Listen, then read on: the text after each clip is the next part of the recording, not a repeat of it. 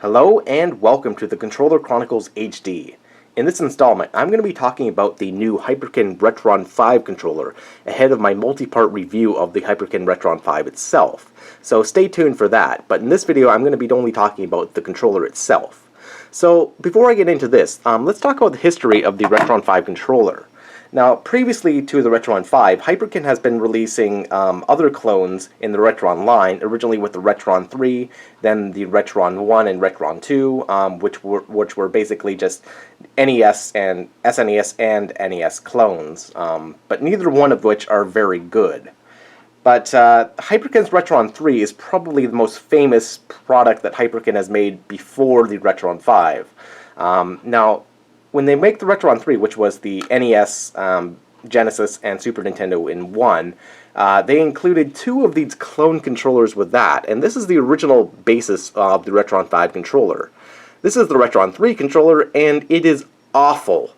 This has got to be one of the worst controllers I have ever used. It looks kind of like a Sega Genesis 6-button controller, and it's got a good design because it's basically just copied from that. But this controller just fails on every single level. On build quality, on reliability, on battery life, on just ease of use. And the way that this controller works is that it works off IR. So that means it works off the same infrared technology as like a television remote does. So this means that it's line of sight with the console. So if you want to use this controller, you have to have the controller always facing the Retron3, and if you move it this way, or if you move it that way, or move it over here, play it like this, or play it in any natural fashion, the controller simply will not work because the signals won't be sent to the system. And even when you do have this thing in line of sight, there is input lag on it, and it's a really awful controller. Also, build quality on this thing with the buttons. If you press the buttons, you can just hear that. Hear how awful it is. The D-pad is kind of awful, this disc thing, but that's kind of the least of its problems. Also, the controller takes AAA batteries, and it even has a diagram on the back to show you what the button mapping is for each of the systems that it works with. It is such an awful controller that, immediately when you get a Retron3, if you use a Retron3, you don't want to use this thing. You want to immediately just toss this aside and, use the original controller ports that the thing provides, which, to Hyperkin's credit, they did do that, so the Retron3 wasn't a total disaster, because if I had to use this thing, I would have never, ever considered buying a Retron3. But yeah, I'm not here to talk about this controller. I'm here to talk about this controller.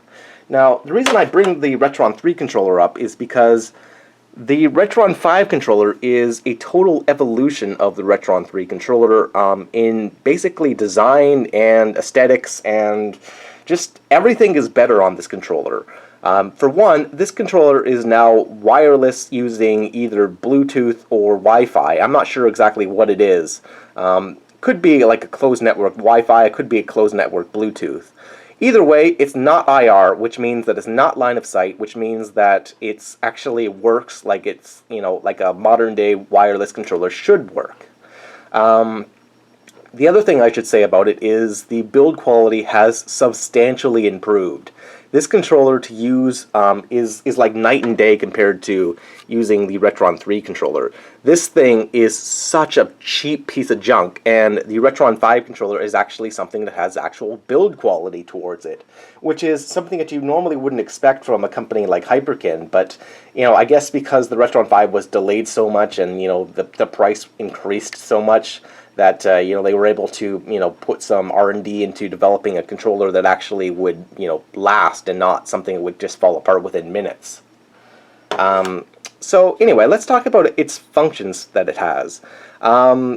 Instead of a D-pad, it has this kind of click stick thing here, and what this is it's actually like a disc-based micro switch D-pad rather than an analog controller like you normally would find on like a PlayStation or Xbox controller.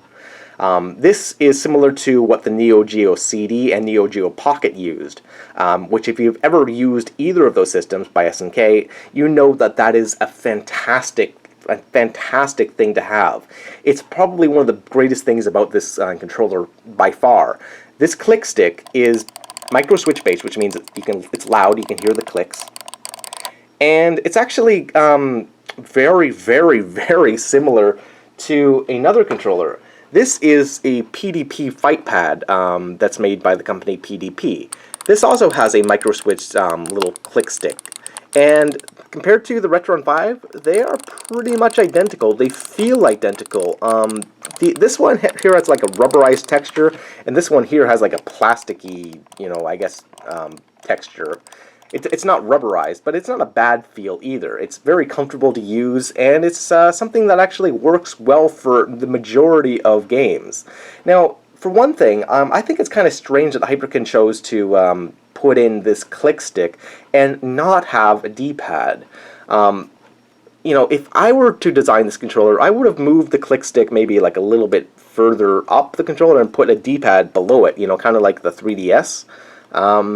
But the reason I say that is because the click stick works great for games like shooters, platformers, games like that. But anything that requires the precise 4 directions of a D-pad, up, down, left, and right, games like RPGs or strategy games or stuff like that, they don't particularly bode well when using the Retron5 controller. And yeah, this could have been easily fixed if they just provided a D-pad, but they didn't, so I gotta go with what they did. So as well, it's got 6 face buttons here. It's got your 2 main action buttons, and you have 4 auxiliary buttons. Now, these buttons are, again, very similar to the PDP controller, where the PDP controller had 6 face buttons, and when you press them, they feel very, very similar to a mouse click. It's just like pressing down the buttons on a mouse, and on a controller like this, it feels very strange for that to actually be the case, but it is, and it's not a bad thing. It's just something that you're going to have to get used to.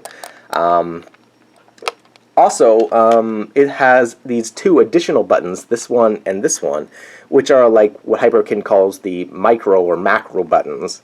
These are buttons that act as additional emulator functions. So when you're playing a game, you'll be using these buttons as your main action buttons. It also has the 2 shoulder buttons here. But these buttons are your things that you can map to things like save state, load state, take screenshot, stuff like that. Also, they have start and select buttons, which of course are needed for majority of the systems, as well as a home button that you can press to go back to the default emulator menu.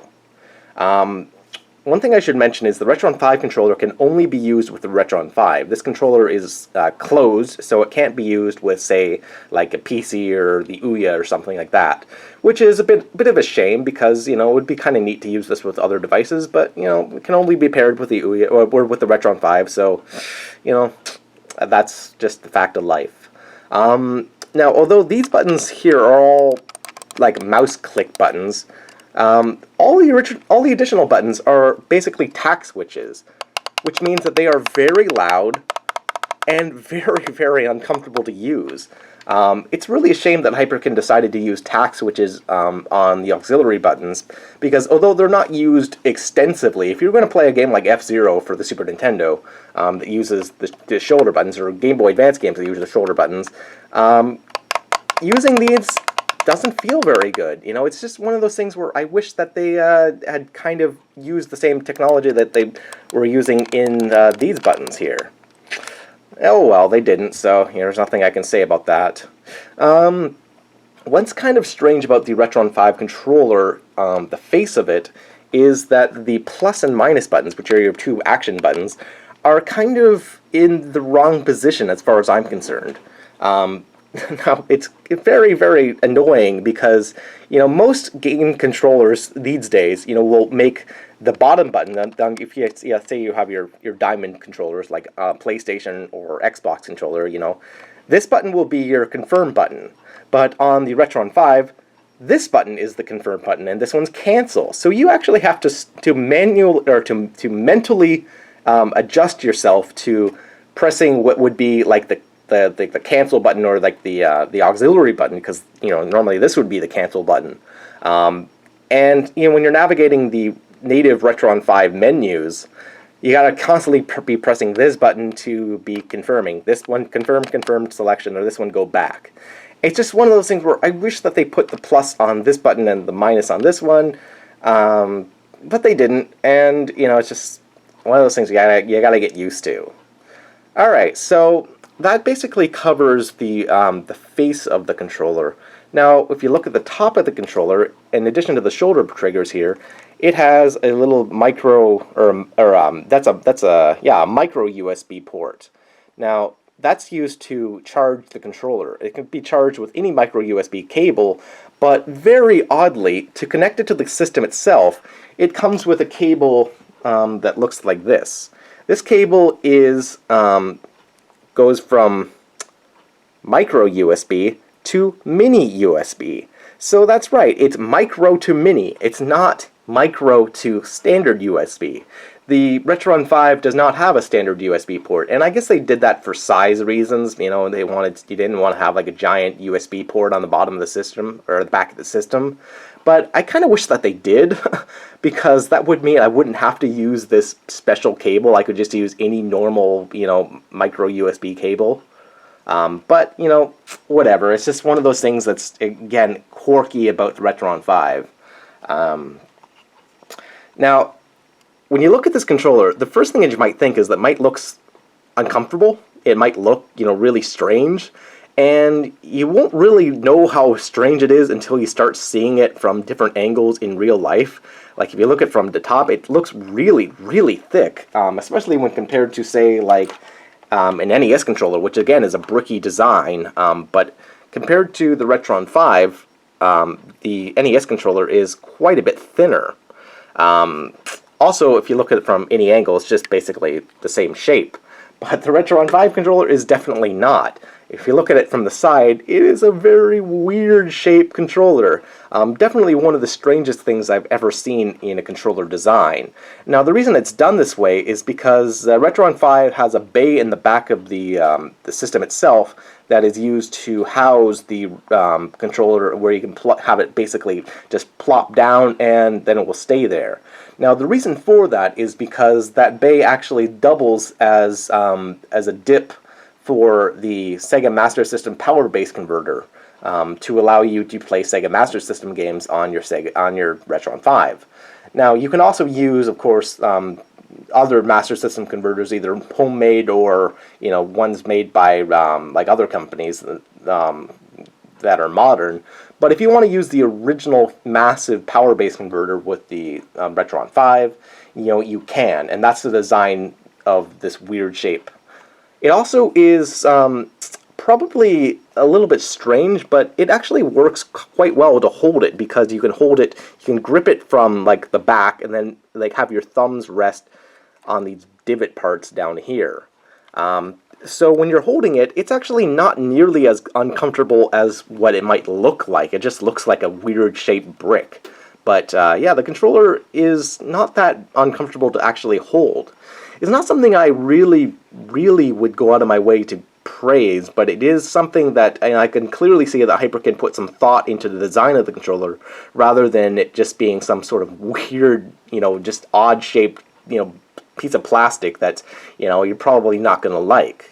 Now, of course, there will be people out there who don't like the shape of the Retron5 controller, and, to those people, hey, you know what? You don't even have to use this. If you want to use, your original Super Nintendo, Sega Genesis, NES controllers, or, first party or third party on the Retron5, you don't even have to ever use this thing. You can navigate the menus with any of those other controllers, even an NES controller, because, the A button will be confirm and the B button will be cancel, and that's basically all you need to navigate the menus. Now, this controller is wireless, which means that it uses a battery, and if you look at the back of it, it's probably got this like weird Retron 4 leftover design, where you can clearly see this was originally a cartridge bay, or a battery bay, just like what the Retron 3 has. You can clearly see like the screw, and then you would remove this, and that's where you put your batteries. This is still present in the plastic design of the Retron 5 controller, but this thing uses an integrated battery that you can't remove, well, without, taking out all the plastic, taking out all the screws and, really prying the battery from its bay that it has there. It's kind of tacked on there. Now, I have no idea exactly what the battery rating is, but Hyperkin claims that you can get between 5 to 6 hours of battery life per full charge on the Retron 5 controller. Now, personally, to me, that kind of sounds like a really low number because, if you look at like PlayStation 3 or Xbox 360 controllers, you can get at least 30 to 40 hours, on a charge. And if you have like an Ouya controller, the Ouya controller probably lasts close to 90 to 100 hours on a full charge. And that's because, the Retron 5 or the Ouya controller, does not have rumble, and it's just a very simple Bluetooth controller, and the controller powers off when it's not used, and all these things, add up to having an amazing battery life. So for Hyperkin to say that you only get 5 to 6 hours of battery life on the Retron 5 controller, I kind of think that it's got to have a really low battery rating, like a really low milliamp hour battery rating on this controller. Unfortunately, it doesn't actually list on the battery itself what it is. You'd have to really tear into it. I know it's a 5-volt battery, but beyond that, I don't know what it is. Anyway, it's probably like a generic part, which means that you can replace it later. But again, I don't know what the battery rating on the Retron 5 controller is, and that's kind of worrisome for when the battery starts to stop working in several years from now. Trying to replace that battery is you have to know what battery was in there to begin with. Yeah, so what else can I say about the Retron 5 controller? This one is the black version that came with, my black and silver Retron 5, but it's got a pretty nice aesthetic design to it.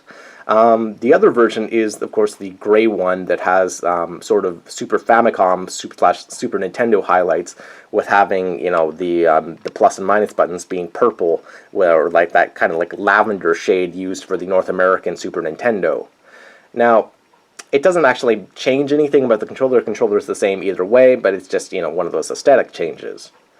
So yeah, that'll probably be about it for the Retron 5 controller. If you're actually using it, the cool thing about this controller is it doesn't have any lag. There's no real issue using the click stick here.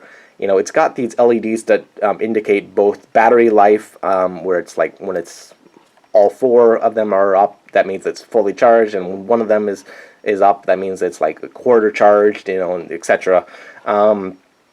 And it works quite well. The LEDs are not super in-your-face, annoyingly bright, and they serve their purpose.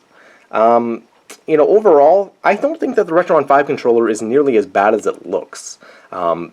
But again, this controller is optional. It's not something that you have to use. If you have a collection of Super Nintendo, NES, Genesis controllers, you don't actually have to ever use this thing. And in fact, most of the time when I use my Retron 5, I have this simply plugged into the bay, and I use a Super Nintendo controller for all 3 systems, as well as Game Boy, Game Boy Color, and Game Boy Advance. Super Nintendo controllers have basically all the buttons that you need to do everything on every console. Even accessing the menu on the Retron 5 via like a Super Nintendo game, which already would map all the buttons to everything in the Super Nintendo in the first place. Even that's easy because you can map the buttons to a button combination. So I press like start and select at the same time. That takes me to the Retron 5 menu when I'm playing a Super Nintendo game with a Super Nintendo controller. So if you want, you don't actually have to use this controller whatsoever. But of course, this is the controller that comes with the system. Up to 4 of them can be paired with the Retron 5 itself at a time, or maybe it's 5, because I know certain Super Nintendo games support 5 controllers. No, I think it's only 4 though. Well, whatever. It's a number of them. The system only comes with 1 of them. These controllers are sold separately if you want to buy a second one for about $45 each, which is a little bit inflated because these controllers don't feel like they're $45 in value, but they do feel like they're at least, probably about 25. These are not, super cheap, thin junk controllers that you would get from like companies like Mad Catz or something. And they're not those like really junk controllers you'd find in retail stores. However, once again, this is going to be something that is divisive because some people will like this thing and some people will not like this thing. But again, I leave it up to you guys to decide for yourself if you like this controller or not. Don't judge this controller based upon how it looks, because again, you will be surprised on how it actually feels in your hand. The weight of it, basically the feel of these grooves here. Everything about it is something that will be divisive upon individual gamers. So yeah, that'll about do it for this video, guys. So thanks for watching. If you have any questions about the Retron5 controller, feel free to leave those in the comment section down below. Also, be sure to hit the like button, because hitting the like button helps support my channel and lets me know that you guys want to see more videos like this.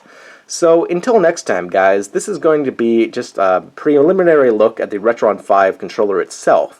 Now, this is going to be ahead of my full Retron5 review, which will be in multiple parts. The first part will be on the overview of the system and talk about, what it comes with and things like that, and I'll also briefly go over the controller again. And then after that, I'll be talking about the Famicom, the NES, the Super Nintendo, the Super Famicom, the Sega Genesis, Mega Drive, and then Game Boy, Game Boy Color, and finally Game Boy Advance compatibility and basically stress test for the system. And the final video will be basically my overall final thoughts of what the Retron5 is currently. So again, guys, thanks for watching and stay tuned for more awesome videos on my channel. So until the next time, guys, thanks for watching.